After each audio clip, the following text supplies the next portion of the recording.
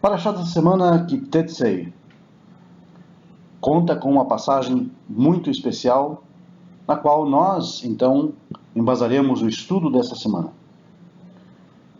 E ele diz o seguinte: Ki-Tetzei la milchama aloivecha untano Hashem Elohecha beyadecha. Quando saíres à guerra contra os teus inimigos e o entregar o eterno teu Deus em tuas mãos. É muito interessante que notemos que na Parashá da semana passada, a Torá menciona e analisa de forma detalhada o problema da guerra. E entre as duas Parashiot, que são dedicadas ao tema da guerra, nós temos a abordagem da matéria que trata da Eglá Arufá, ou seja, da novilha decapitada. Como diz o texto, Ki matzeh halal ba'adamá, quando for achada uma pessoa assassinada, caída no campo, sem saber quem a matou. Então sairão os teus anciãos e os teus juízes e proclamarão e dirão em voz alta: Yadeinu lo shafchu et hadam hazeh ve'eineinu lo ra'u. Nossas mãos não derramaram este sangue e não temos nenhuma culpa neste assassinato. E os nossos olhos não viram. O Talmud explica o significado desta afirmação da parte dos anciãos e dos juízes,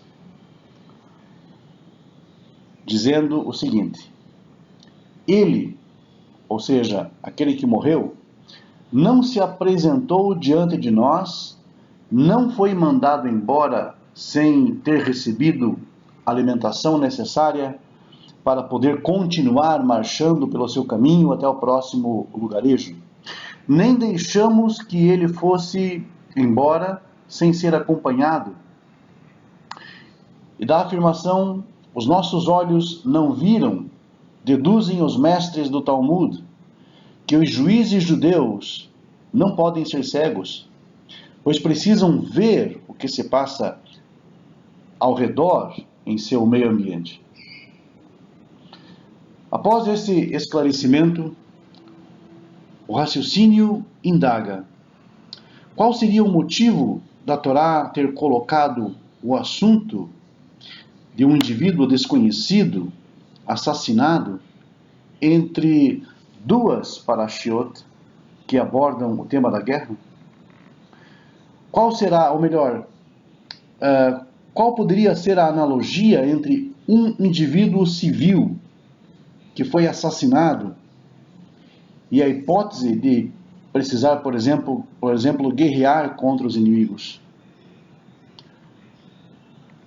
Conhecendo a índole do povo de Israel, enobrecido pelos ensinamentos da Torá, a lei divina estava com receio de que uma guerra fosse capaz de corromper o caráter do povo. Temia que o derramamento de sangue se tornasse um hábito, algo normal, como, por exemplo, pregavam os generais alemães na Segunda Guerra, como se fosse uma necessidade sociológica. É por isso que a Torá distingue claramente entre vítimas de guerra e o assassinato de um indivíduo em particular, pelo qual os anciãos e os juízes, o Sinédrio, o Sanhedrin, são responsáveis. Mesmo em tempo de guerra, devemos cuidar e proteger da vida do indivíduo, da vida particular de cada ser humano. A advertência da Torá é muito clara: que tikrav el ir lehilachem aleha vekarata eleiha leshalom. Quando te aproximares de uma cidade para pelejar contra ela, oferece-lhe primeiramente a paz. E seguidamente nós temos o aviso bem definido: כי תצור עיר ימים רבים להילחם אליך לתופסה, לא תשחית את עצה, למדוח עליו גרזן, que ממנו תאכל ואותו לא תכרות. Quando você sitiar uma cidade por muitos dias, pelejando contra ela para conquistá-la, não destruirás o seu arvoredo, as suas árvores, colocando nela o machado, porque dele, do arvoredo, comerás. Das árvores você vai comer, pelo que não cortem as árvores. Este preceito é fantástico. Mesmo em tempos de guerra, mesmo em circunstâncias tão anormais, tão diferentes, nós sabemos que o homem, o guerreiro, deve então ter consciência de preservar vidas civis, consciência também de preservar o meio ambiente, até porque dele é que o homem come, é a partir dessas árvores que o homem tira o seu sustento. Isso faz com que, mesmo em tempos de guerra, quando muitas atrocidades são cometidas, se preserve ainda, se separe ainda o ser humano do animal feroz. De certa forma, a Torá procurou preservar nas pessoas aquilo que nos é sagrado. Mesmo quando numa guerra matar se torna um dever. No mesmo contexto, um outro conceito sumamente ético. O texto da Parashá diz: se vires entre os cativos da guerra uma mulher formosa, e se a desejares, o teu dever é casar com ela. E se depois de passar um certo tempo não a quiseres mais, então a deixarás ir em liberdade, não a venderás por dinheiro, não te servirás dela, porque você a afligiu. Seria muito interessante, nesta altura do nosso estudo, questionar qual povo dentre aqueles chamados povos civilizados, cultos, progressistas, no sentido educativo, qual deles, daqueles que se consideram humanistas, jamais respeitou semelhantes leis da guerra? Quem deles jamais se preocupou em poupar as árvores, respeitar as mulheres do inimigo? Somente a Torá de Moisés cuidou do destino dos fracos, dos desamparados, mesmo tratando-se do inimigo, mesmo em tempos de guerra. E é por isso que o mundo não judeu, o mundo que desconhece a Torá, o mundo não monoteísta, não consegue compreender ou captar o espírito de Israel, não consegue captar a sua mentalidade, considerando até a moral israelita como Mussar Avadim, moral de servos, de escravos, moralidade de um povo fraco, oprimido, que pretende defender interesses e direitos de infelizes e angustiados. As palavras dos patriarcas, do patriarca Isaac ao seu filho Esaú, Viala harbecha tihyeh, pela sua espada você vai viver, continua a ser o ideal de Esaú e dos seus descendentes também. Os fatos que testemunhamos confirmam esta afirmação.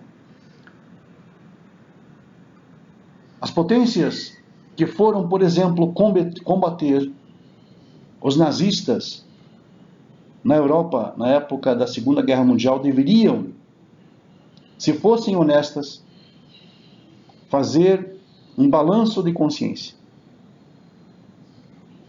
sentando elas mesmas no banco dos réus, revisando à luz da verdade, da sinceridade, da democracia, dos direitos humanos que pretendiam defender,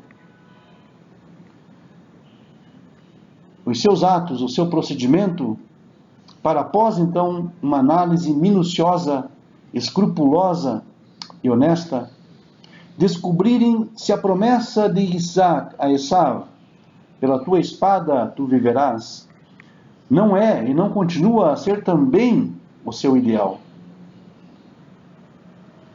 Se as barbaridades das hordas de Hitler, por exemplo, não foram uma consequência de milhões e milhões de nazistas camuflados, de ódio potencialmente acumulado, doutrinado, pregado nos púlpitos das igrejas durante séculos por padres e pastores, cujas bocas usavam o nome de Deus, enquanto as suas mãos derramavam sangue inocente, ou então estimulavam o derramamento de sangue inocente.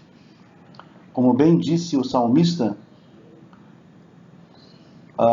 nos seus lábios encontra-se o louvor de Deus, mas nas suas mãos uma espada de dois gumes. Todo aquele que tiver interesse em conhecer e compreender as peculiaridades do caráter judaico, quem quiser perceber a Neshama, a alma do povo de Israel, a sua concepção ético-filosófica e social, quem quiser entender o humanismo judaico, deve estudar atentamente os ensinamentos dessa Parashá Ki-Tetzei. O grande estadista inglês Lloyd George, que durante a Primeira Guerra Mundial, de 1914 a 1918, foi primeiro-ministro da Grã-Bretanha, era um apaixonado estudioso da Bíblia e um convicto filosemita. Ele admirava o povo de Israel. A Bíblia era a sua leitura predileta, e na sua brilhante carreira de eminente político e grande tribuno parlamentar, não deixou passar nenhuma ocasião sem citar nos seus debates os preceitos ou provérbios do livro dos livros. Num de seus brilhantes discursos que pronunciou na Câmara dos Deputados, poucos meses antes do seu falecimento, nessa alocução dedicada à análise de como assegurar a paz, ele disse: há duas maneiras opostas de evitar no futuro estas guerras estúpidas, sangrentas, que devastam o mundo e arruinam a humanidade. Estas maneiras são armar e desarmar. E exemplificou: Esaú e Israel representam os protótipos da primeira maneira, pois são fervorosos adeptos da peleja, da guerra e do ódio. Esaú aspirou, segundo o relato bíblico, a ser um Ish Yodea Tza'id, um perito caçador, que só se pode viver com e pela espada. Ambos os grandes e poderosos povos, continuou George, admiravam a força bruta, acreditavam que os problemas pendentes entre os povos são e podem ser solucionados por guerras. E os herdeiros desses povos abraçaram esses ideais que prevalecem até os dias de hoje. Qualquer litígio que surja na esfera da política universal, qualquer divergência em termos de ideologia, de caráter internacional, são e podem ser resolvidos pelo aniquilamento radical do oponente. Pensa a nação belicosa? Mesmo as democracias atuais, continuou o parlamentar, dedicam uma grande parte do orçamento nacional a um permanente e assustador aumento do armamento, convencidos de que essa é a única forma capaz de impedir um futuro flagelo mundial. elas pensam de forma ingênua que os colossais sacrifícios em vidas humanas e bens materiais da parte do vencedor e do derrotado impedirão futuras guerras. O único meio eficaz, exclamou Lloyd George de forma ardente, é o ideal sublime dos profetas israelitas. É a visão de Isaías que prediz: eles converterão as suas espadas em relhas de arado e as suas lanças em podadeiras. Nação não levantará mais a espada contra a nação e não aprenderão mais a guerra. A mesma profecia, com pequenas diferenças filológicas, é apresentada pelo profeta Miqueias. Pois se não houver armas bélicas, não haverá guerras. Deixai-nos, pois, ó senhores. Acabou então George o seu belo discurso. Deixai-nos então preparar uma geração nova que aspire aos ideais dos profetas, uma geração que pretende preparar o dia de amanhã, não com munições sofisticadas de destruição, mas sim munida de respeito ao próximo. Aspirações imperialistas são contra a ética judaica, são contra a ética da Torá. A moral exarada da lei divina proíbe fazer guerras de expansão territorial, de conquistas, de opressão contra minorias. Diz o nosso texto que Tetzei la milchama al oivecha, quando saíres à guerra, forçosamente saíres à guerra contra os teus inimigos.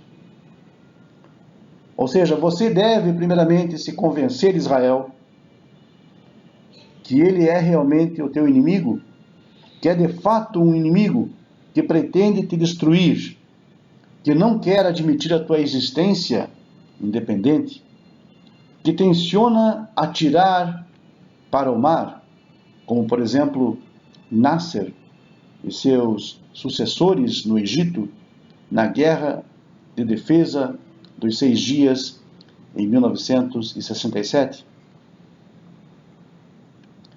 Mas continuaremos aqui a dizer: mas tu, ó Israel, não deves atacar primeiro. A Torá e os mestres distinguiram 3 categorias de guerras. A primeira, Milchemet Chová, a segunda, Milchemet Mitzvah, e a terceira, Milchemet Reshut.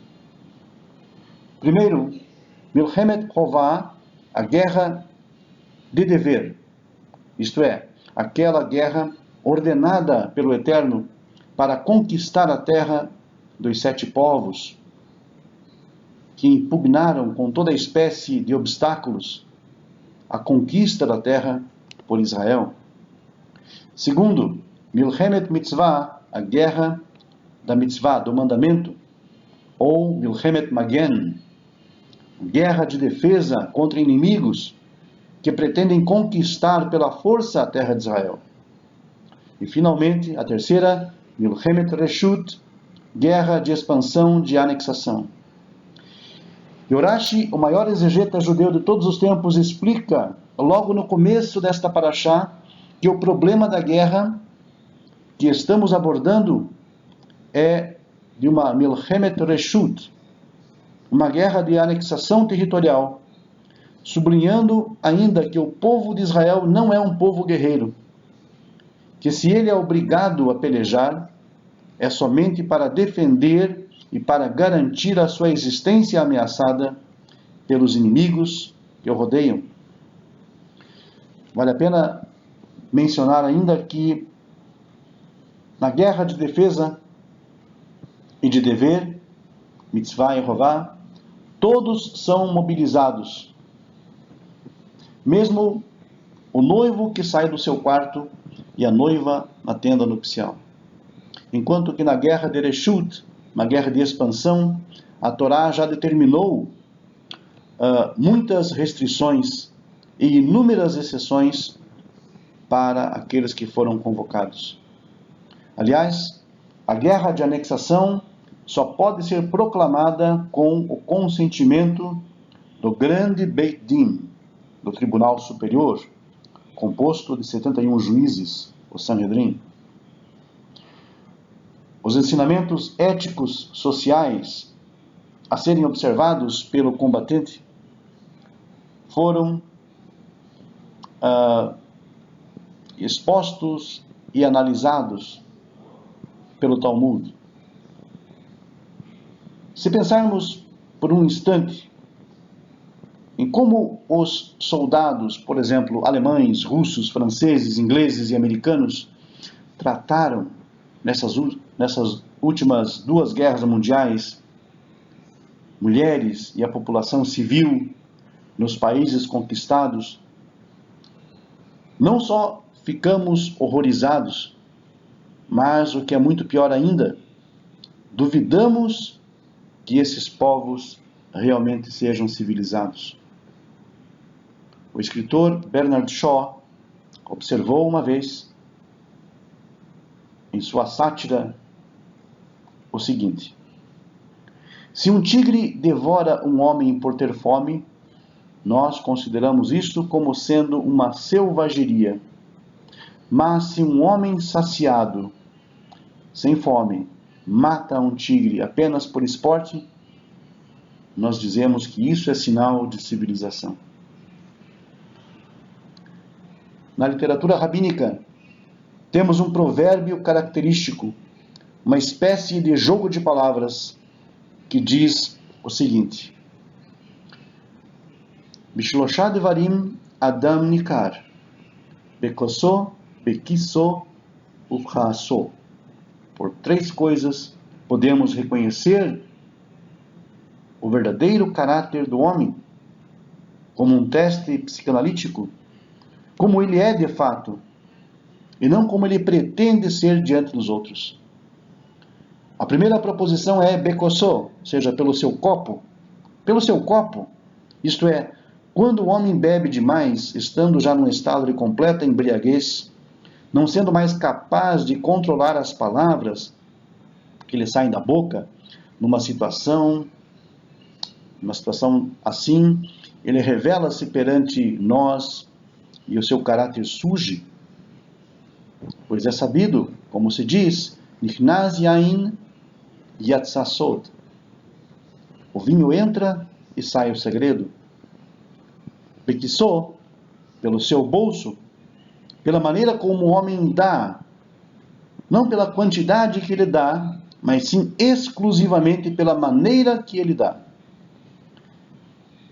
Se ele dá, por exemplo, tzedakah de bom grado, espontaneamente, com prazer, de própria vontade, com alegria e sorriso, de poder contribuir, ou se dá contrariado, aborrecido, se dá somente por uma obrigação nobre, para que saibam que também ele é um contribuinte, neste caso para a publicidade. E finalmente, o indivíduo também é reconhecido pela sua ira, pela sua cólera, quando na sua raiva ele perde o equilíbrio mental e as noções básicas da educação. Quando tudo aquilo de negativo, de ruim que ele tenta esconder, realmente surge e aparece em sua personalidade. Ele se deixa levar então pelo seu instinto animal. E as palavras que pronuncia se tornam setas venenosas que ferem o semelhante. E as suas ações são ofensas dolorosas e humilhantes. Nós citamos aqui essa máxima talmúdica com o propósito de sublinhar os ensinamentos humanos desta parashá, Kitetsei, da qual podemos concluir que nunca na vida, mesmo em circunstâncias tão anormais como uma guerra, quando somos obrigados a sitiar cidades que rejeitaram a nossa proposta de paz, quando os levamos cativos, não devemos esquecer que somos Tselem Elohim, imagem de Deus, que há em nós Tselem Elohim, aquela partícula sagrada que nos distingue dos animais. E devemos acreditar que não é peculiaridade judaica ou um chauvinismo nacional ou religioso que faz com que nós desejamos realmente louvar o Eterno com as palavras Baruch Shenatan Torah le'amo Israel b'kedushato, abençoado seja ele que deu Torá ao povo de Israel na sua santidade. O que evoca no povo esta oração deve ser a veemente aspiração de espiritualizar a nossa vida, de tratá-la, de elevá-la,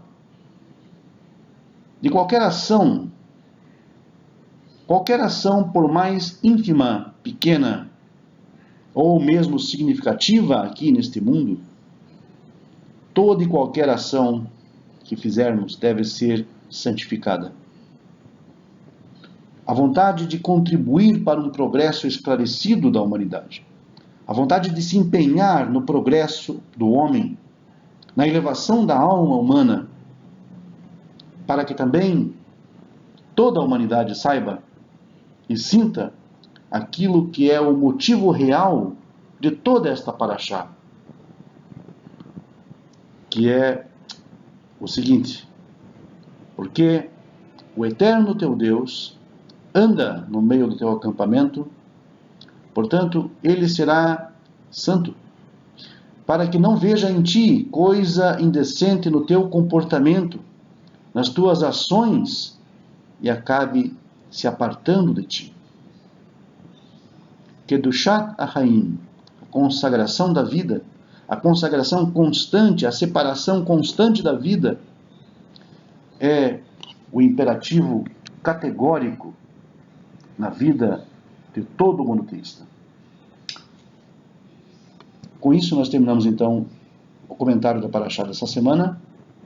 Espero que tenha sido útil a todos e até uma próxima oportunidade. Mir Hashem.